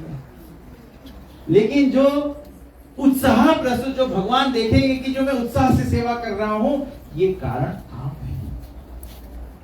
तो इसीलिए हम लोग हमेशा दूसरे की उपस्थिति के लिए हमको आभारी होना चाहिए। मैं आज भक्ति विकास महाराज को सुन रहा था। भक्ति विकास महाराज कहते हैं कि प्रभुपाद जी सब समय कहते थे कि जितने भी भक्त हैं वो मेरे भक्त, आप सब जो आए हैं ये आप मेरे गुरु महाराज की कृपा से आए हैं। जो भी भक्त बना है मेरा कोई योगदान नहीं है इसमें। बोला प्रभुपाद जी बोलते हैं अगर मेरा कोई क्रेडिट है तो वो केवल है कि मैं कोशिश किया अपने गुरु महाराज के आज्ञा को पूर्ण करने की। This is the mood off pure devotion. अभी के समय में, कलयुग में, अभी के समय में ये भावना को जागृत रखना अत्यधिक आवश्यक है। नहीं तो हम लोग क्या सोचते हैं कि हम लोग को भक्ति मिल गया है, हमको डायमंड तो मिल गया है, लेकिन हम लोग कभी कभी जो डायमंड प्राप्त करके उसके कदर नहीं जानते हैं, तो क्या होगा? हम लोग सोचते हैं, वो बताया गया है, वो बताया गया भक्त को शालिग्राम शिला मिला, वो शालिग्राम को पहचान ही नहीं पाया। वो सोचा कि ये चटनी पीसने का लोढ़ा है, उसको शालिग्राम दे दो तो वो यही करेगा, वो यही करेगा। हमको कृष्ण भावना, मनुष्य जन्म मिला है, कृष्ण भावना का अवसर प्राप्त हो रहा है, लेकिन हम लोग यहाँ पे आके और हम लोग क्या चाहते हैं? लाभ, प्रतिष्ठा, पूजा, धर्म, अर्थ, काम, मोक्ष। अरे भाई आप अपने शालिग्राम से बस चटनी ही बना रहे हैं। आपके हाथ में शालिग्राम आने कोई फायदा नहीं। तो बताया गया है कि भगवान अरिष्टासुर को उनके सिंह से पकड़े और उसको नचा के दिया। हम लोग कथा में जानते हैं, एक बार नारद जी बैकुंठ जा रहे थे। नारद जी को अचानक से मालूम ही नहीं कहां से ये भावना आ गया कि मैं कितना भाग्यशाली हूं, मैं यही शरीर से मृत्यु लोक जाता हूं, मैं यही शरीर से बैकुंठ जाता हूं। जैसे ऐसे नारद जी ने विचार किया, भगवान उसको भ्रमित कर दिया। नारद जी गोल गोल जा रहा है, गोल गोल जा रहा है, पूरा सृष्टि में गोल गोल हो रहा है, लेकिन वैकुंठ में प्रवेश नहीं कर पा। लेकिन नारद पवित्र भक्त है। अगर हमको स्मरण आ जाए कि मेरी गलती क्या है, अपने आप को बड़े भाग्यशाली मानो कि भगवान की अनुकंपा अभी हटी नहीं है। Sometimes we do wrong things और हमको आभास भी ना हो कि मैंने गलत किया है, तो समझ जाओ भगवान हमारा देख रेख नहीं करेगा। अगर समझ में आए मैंने गलती किया, और गलती करने के बाद में सबसे डिफिकल्ट काम है to go and admit that I have done wrong। अगर आप में क्षमता हो जाए कि एडमिट करो कि मैंने गलती किया है, तो समझ जाओ भगवान अभी आपको छोड़ेंगे। अगर भगवान छोड़ देंगे तो हम माया के वशीभूत, माया का वश में होना मतलब अहंकार बढ़ जाता है, भगवान के वश में होना मतलब विनम्रता बढ़ जाता है। ये सुंदर भाव है वृंदावन में प्रवेश करने का। ये ब्रज के भक्त साधारण नहीं है, जो भगवान के साथ में क्रीड़ा करे, लीला करे, वो साधारण नहीं है। तो ये लीलाओं के पश्चात नारद जी ये लीलाओं को दृष्टांत देखकर अरिष्टासुर भेजा गया था कंस के माध्यम से, कंस के द्वारा। तो नारद जी पहुंच जाते हैं कंस के महल में। अब नारद जी भी व्याकुल हो रहे हैं। बोला कि प्रभुपाद जी लिखते हैं, साथ साथ में लिखते हैं कि ये लीला के पश्चात भगवान श्री कृष्ण जब अरिष्टासुर को मार दिया तो सारा ब्रज जो है वो आनंदित हो गया।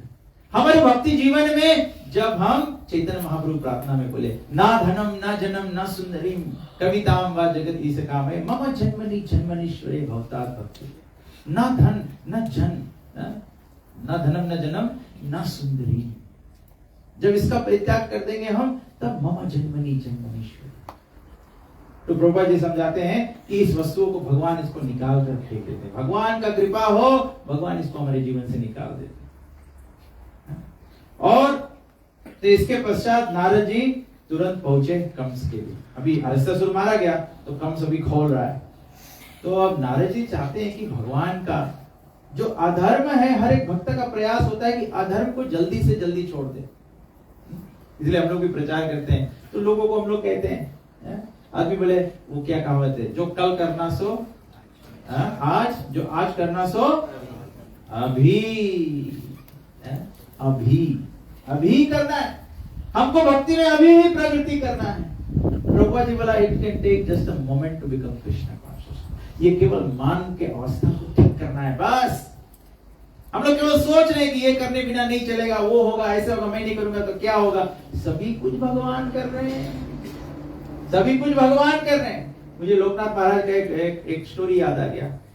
ये जो बोला मैं, जो लोग गांव में खेती किए हुए जानते हैं, जो खेत को कल्टीवेट करना है, खेत को जोतना है, तो उसके लिए 2 बैल साथ में करना पड़ता है। 2 बैल को नादना पड़ता है, फिर उसमें हल लगाना पड़ता है। तो ये हृदय से मिट्टी को करके तो उसमें बीज डाल के फिर उगता है। तो बोला जब एक किसान घर में होता है, किसान के घर में जब खेती होता है तो हर किसान के घर में कुत्ता भी पलता है। तो जब किसान जाता है खेत जोतने के लिए, बैल को नाद के खेत जोता रहा होता है, तो घर का जो कुत्ता है दोनों बैल के बीच में चल रहा है और पूंछ ऊपर उठा के ऐसे कर रहा है, क्योंकि वो सोचता है कि मैं हल खींच रहा हूं। हमारा यही दशा है, हम लोग सोचते हैं कि हम कुछ कर रहे हैं लेकिन भगवान कर रहे हैं। वो कौन सा एक बहुत फेमस भजन आया, सब लोग लाइक करते हैं उसको। कौन भजन है? आप करते हो लेकिन मेरे आपकी कृपा से सब काम चल रहा है, करते हो आप और मेरा नाम चल रहा है। बस हम लोग के यही धंधा है।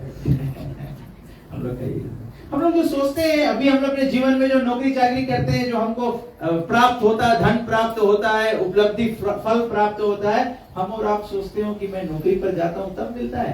अरे भाई ये गया कर्म का फल है।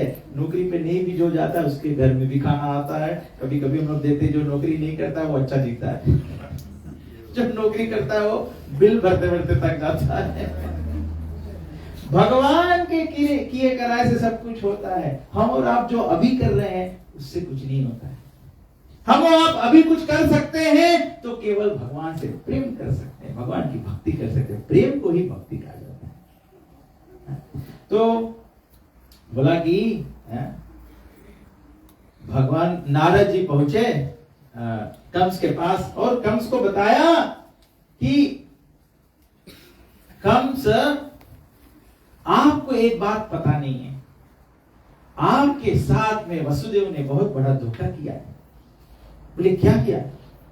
क्योंकि जब कंस और देवकी का 8वां संतान हो गया था और वो कन्या थी, वो आकाश में प्रविष्ट हो गई, तो उसके बाद में एक्चुअली कंस ने देवकी और वसुदेव को छोड़ दिया था। दे वर लिविंग इन मथुरा। तो बोला कि जब नारद बताया वसुदेव ने आपको धोखा दिया है, तो बोले क्या धोखा दिया है? बोले वास्तव में जो आपका अष्टम गर्भ जो देवकी था, जो आपकी मृत्यु का कारण बनेगा, वो वसुदेव ने चालाकी से ले जाके नंद गांव में नंद महाराज यशोदा महारानी के यहाँ छोड़ दिया और वहां से कन्या लाके तुमको दे दिया। ये तुमके साथ में छल किया गया, इसीलिए तुम जितना राक्षस को भेजते हो सब मारे जाते, क्योंकि कृष्ण और बलराम वहां। तुरंत कंस एकदम क्रोधित हो गया, सिपाहियों को बताया कि वसुदेव और देवकी को लाकर इनको बंदी बना लो। जिसका मन स्थिर नहीं होता है, जो फोकस नहीं होता है, वो गलत कार्य करने लगता है। तो नारद जी बोला, अरे वसुदेव और देवकी को क्यों बंदी बनाना है? अब तो कृष्ण को डायरेक्ट पकड़ना है। अब तो मैं बता दिया कि कृष्ण है, तो कृष्ण को डायरेक्ट पकड़ना है। तो कंस सोचता है कि कृष्ण को कैसे पकड़ा जाए। भगवान किससे आकर्षित होते हैं? Who attracts Krishna? Devotees. तो कंस सोचते हैं किसको भेजा जाए, किसके भ्रम में कृष्ण पड़ेंगे, क्योंकि कृष्ण तो चालाक है, भ्रम में नहीं पड़ने वाले हैं। अगर कोई और जाए कृष्ण को लाने के लिए तो कृष्ण तो पहले उसका वध कर देंगे।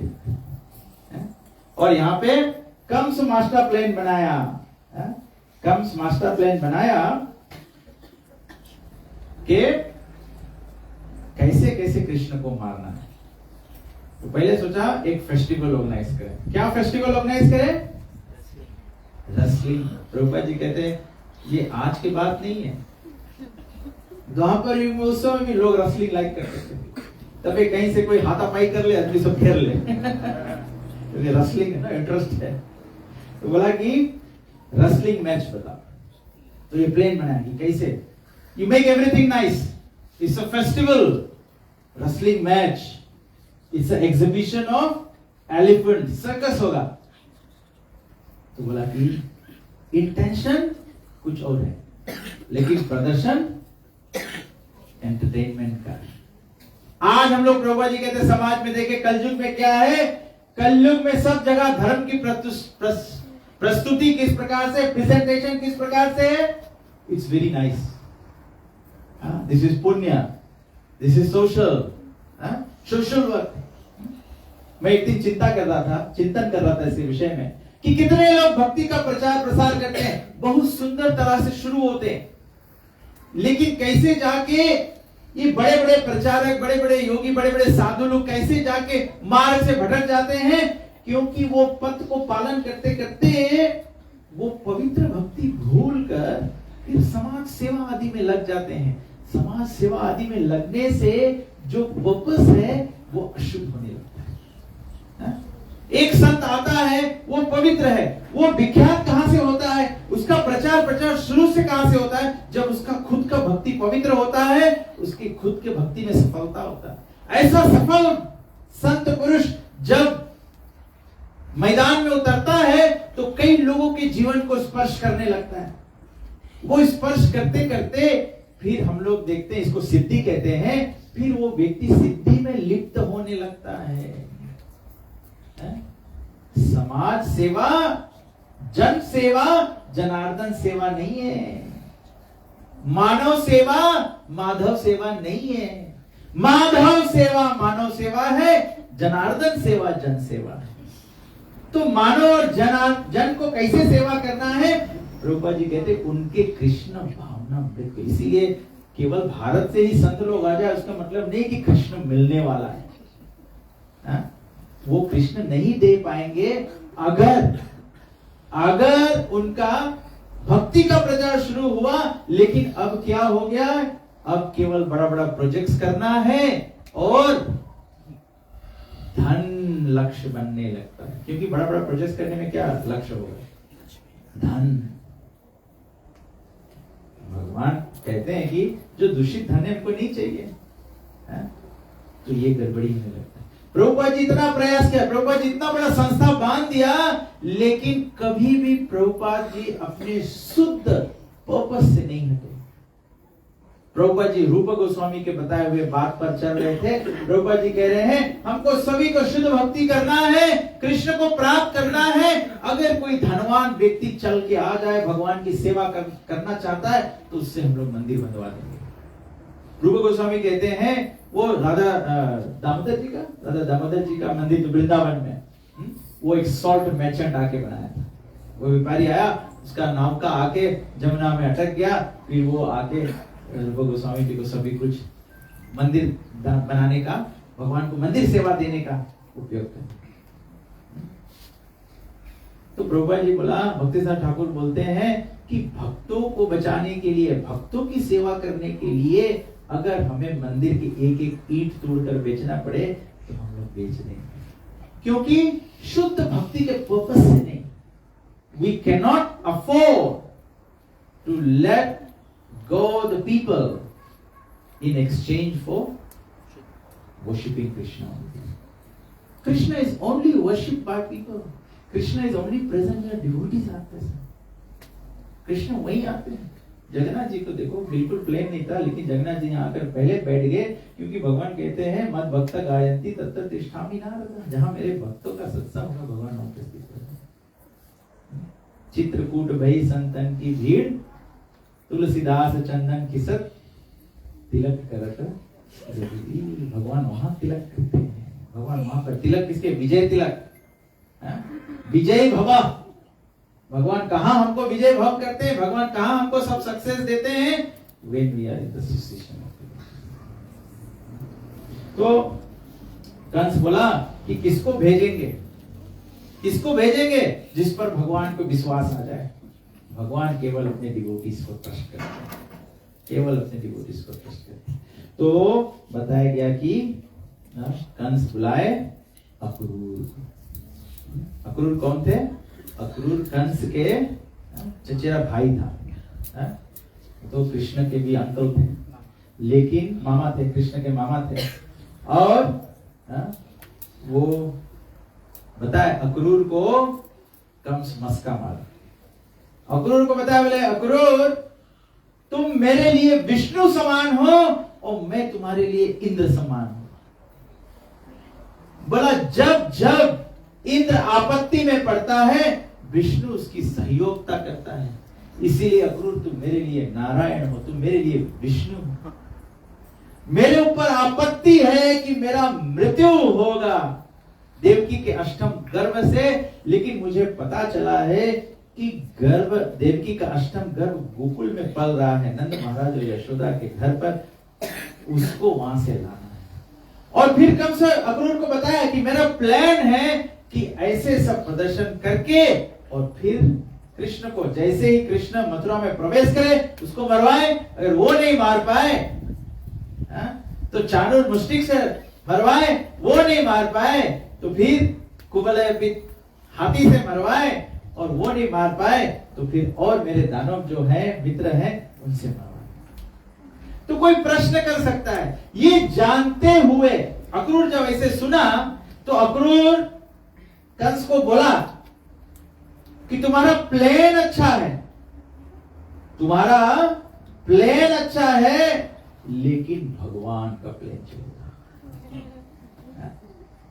मतलब Akrur did not deviate from the principle of taking side of Krishna. कोई ऐसे बोल सकता है पितामह भीष्म दुर्योधन के साइड क्यों चले, क्यों नहीं अर्जुन के साइड है? ये जानते हुए कोई कहता है वो नमक खा के, वो दुर्योधन के नमक खा के उसका मन दूषित हो गया, ये हो गया, हो गया। तो यहाँ आचार्य जन समझाते हैं कि अक्रूर इसलिए कंस के योजना में भाग लिया क्योंकि नंबर 1 कारण था कि अक्रूर कृष्ण के दर्शन चाहते थे।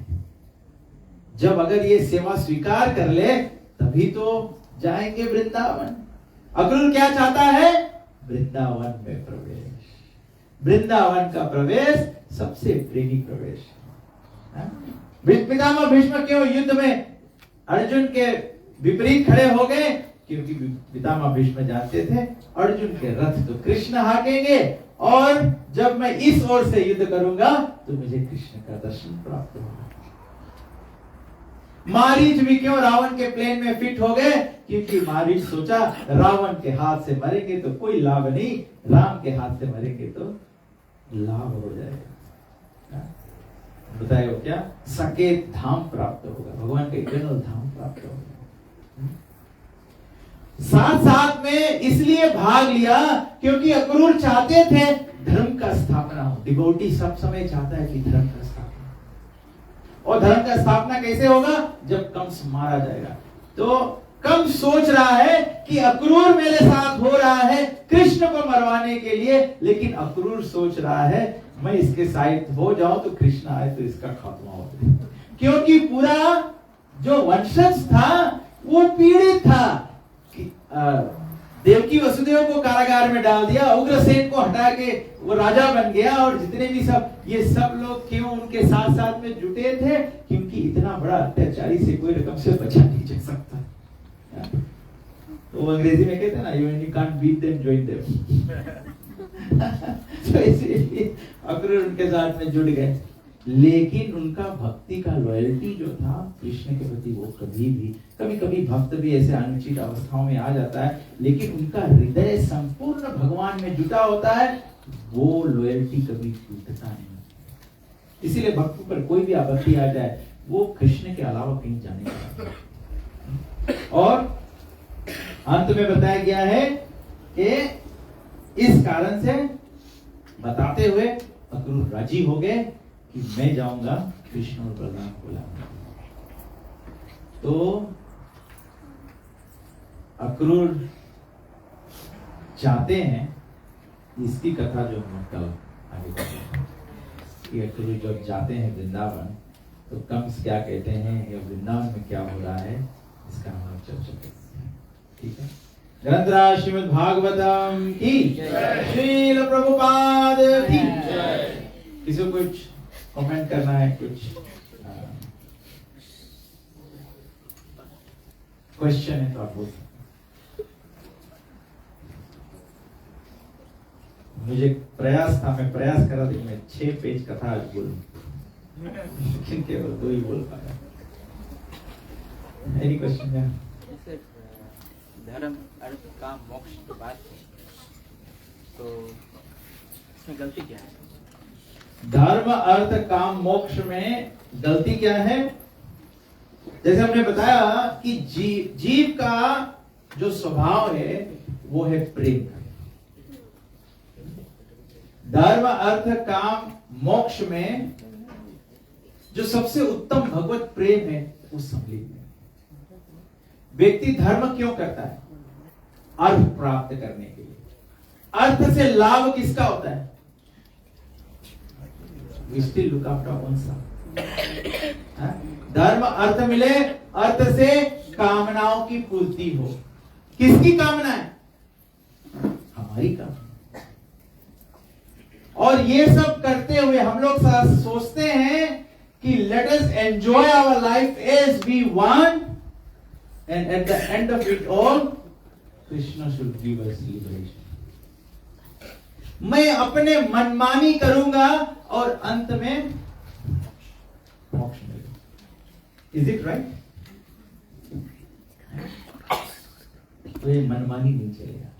भगवान कहते हैं यह शास्त्र विधि मुत्सज्जा वर्तते कामकारता न सस्ति मवाप्नोति न सुखम न परम। तो ये मनमानी नहीं चलेगा। भगवान चाहते हैं कि हम लोग भगवान को बताएं, और भगवान यहाँ पर व्यासदेव जी को क्या बताया? धर्म अर्थ काम मोक्ष तो चारों वेदों में दे दिया, 17 पुराण में दे दिया, उपनिषद श्रुति स्मृति सब में दे दिया। उसके देने के बाद में क्यों व्यासदेव जी संतुष्ट नहीं थे? नारद जी कहते हैं क्योंकि तुमने शुद्ध कृष्ण लीला अर्थात शुद्ध कृष्ण प्रेम का चर्चा है। चैतन्य महाप्रभु क्यों आए? नमो महावदन्याय कृष्ण प्रेम प्रदायते। कृष्ण प्रेम प्रदान करने के लिए। और किसको कृष्ण प्रेम प्रदान करते हैं? बोला कि याता जाता पापी चीलो, जो भाई anyone and everyone can take up to the process of Krishna consciousness. कैसे टेकअप करेगा? जब हम लोग फुली तो ये जगन्नाथ जी का संकेत है कि बंद करना है। जगन्नाथ बलदेव सुभद्रा महारानी की जय, श्रीमद् भागवत पुराण की जय, अनंत कोटि वैष्णव वृंद की जय, निताई गो प्रेमानंद। तो सभी लोग खड़े हो जाए, हम लोग भगवान की आरती करते हैं। इसके बाद और सभी को याद दिला दे, कल रथ यात्रा का उत्सव है। दिन में 10:30 बजे से फ्ली मार्केट से लेके अल्बर्ट पार्क तक ये रथ यात्रा होगा। सभी लोग कृपया से भाग। हरे कृष्ण।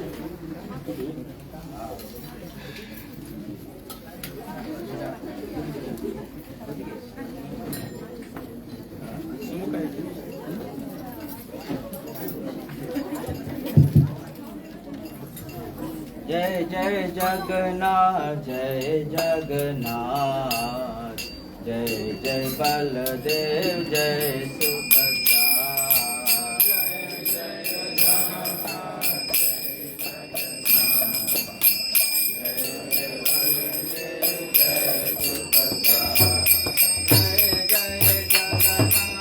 जय जगन्नाथ, जय जय बलदेव, जय सुभद्रा।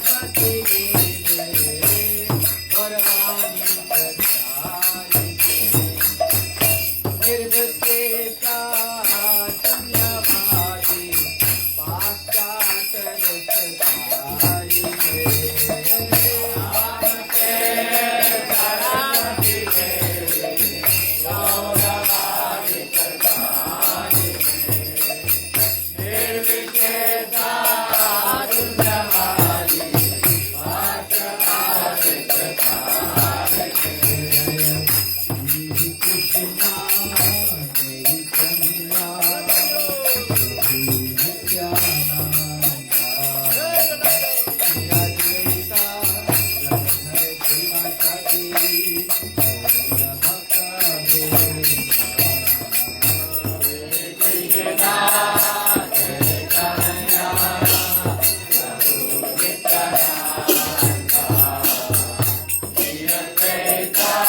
जय जगन्नाथ, जय जगन्नाथ।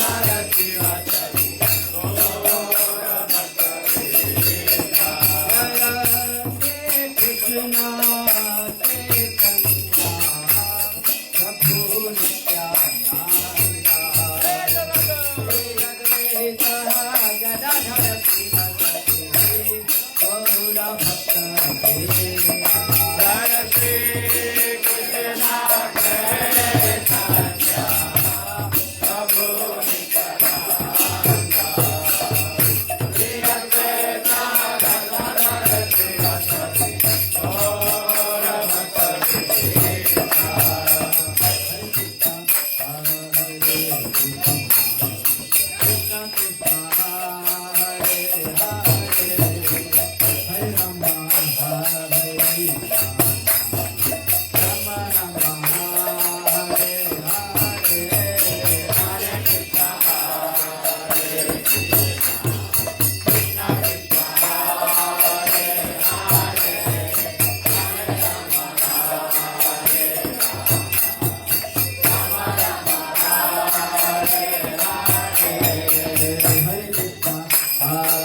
Hare